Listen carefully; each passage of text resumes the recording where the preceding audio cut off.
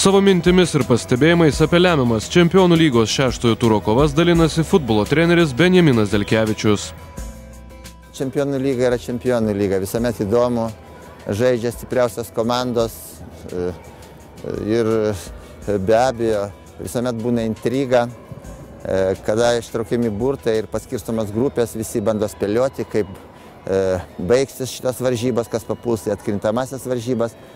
Na, bet turiu pasakyti, kad netikėtumų buvo labai mažai. Ir po vakar dienos rungtynių, ir dar prieš paskutinės turas, kada buvo jau dauguma komandų turėjo bilietus į atkrintamasias varžybas. Vienas netikėtumas man asmeniškai buvo tai, kad papuolė Kopenhagą. Tačiau pagal žaidimą jie atrodė neblogai, bet ir manau, kad užtarnautai tai padarė. Na, dėl kitų komandų yra paradoksai. Pavyzdžiui, Šalkė žaidžia silpnai savo čempionate, o Čempionų lygoje žaidė labai tvirtai.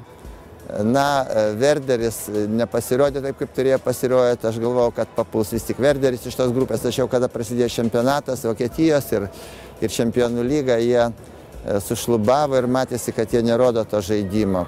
Na, manau, kad tendencijos futbolo ir matomos, jas diktuoja kol kas ispanai. Ir tai yra greitis, tai yra aukšta juvelyrinė technika. Mes matom, kad komanda laiko labai ilgai kamuolį, iki tam tikro momento, kol atsiranda proga atakuoti vartus.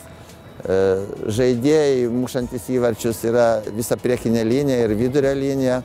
Sunku prieš kažką tai nusitaikyti, ne vienas Messi muša tenai.